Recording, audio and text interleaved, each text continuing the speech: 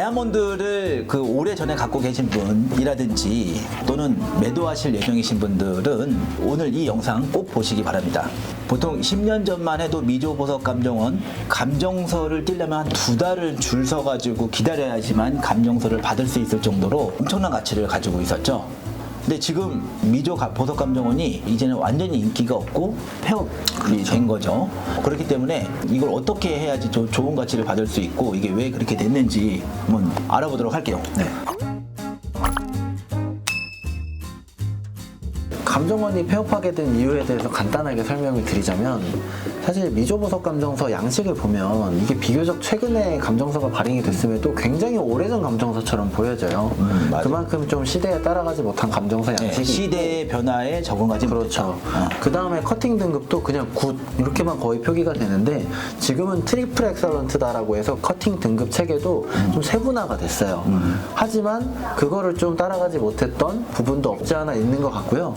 그러다 보니까 점차 사람들의 관심에서 줄어들게 되면서 결국에는 감정원의 폐업으로까지 이어지지 않았나. 결정적으로 한 가지 이유가 있는데 감정원의 기술력이 또 부족한 부분도 있습니다. 그러면 문제는 이거를 어떻게 해야 좋은 가치를 받을 수가 있고, 본질적으로 이 미조보석 감정원의 다이아몬드가 안 좋은 건지 좋은 건지 좀 얘기 좀 해주시면 좋을 것 같아요. 사실 소비자분들은 얼마나 억울해요. 그때 당시 정말 최고의 감정 1000만원짜리 최고의 다이아몬드 다 해서 샀는데 지금은 폐업해서 헐값이라고. 그럼 너무 억울하시잖아요. 그러면 어떻게 해야지 높은 가격을 받을 수 있냐. 사실 결론부터 말씀드리면 다이아몬드의 가치를 정확하게 뽑아낼 수 있는 곳에서 매도를 하는 것이 중요하다라고 말씀을 드릴 수 있을 것 같아요. 맞아요. 왜냐하면 미조보석 감정원 과거에는 굉장히 공신력 있는 감정원이었기 때문에 다이아몬드 품질이 어떨까요? 외국에서 GIA에서 SI1이다 그러면 미조에서는 그게 SI2 정도로 나올 정도로 감정 기준이 좀 짰어요. 그렇죠. 컬러도 마찬가지고.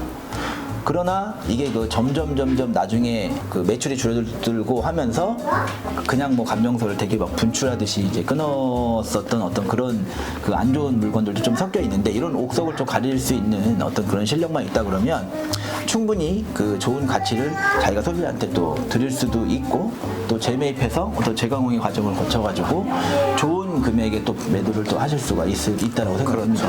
그래서 사실 미조 다이아 같은 경우에는 이게 처음에는 굉장히 공신력 있는 감정원이었고, 그에 따라서 엄격한 품질 감정 기준으로 굉장히 좋은 다이아몬드들이 많이 유통이 됐지만, 사실 폐업하기 직전에는 약간 좀 흐트러진 품질의 감정 기준도 보였잖아요. 맞아요. 그렇기 때문에 사실 이 미조 다이아몬드야말로 정확한 품질 감정을 할 수 있는 곳은 그만큼 높은 매입 금액을 사실 소비자한테 드릴 수 있다고 생각을 맞아요. 해요. 정확하게 다이아몬드의 가치를 뽑아낼 수 있어야지만이 그 정도의 가치가 인정되는 거기 때문에 소비자분들은 몇 군데 비교를 해보면 되겠죠. 비교하기가 좀 불편하시면 신뢰가 가는 곳에서 이런저런 얘기를 해보시고 과연 전문성이 있는 것 같은지 가늠해 보시는 것이 좋을 것 같다고 생각이 됩니다.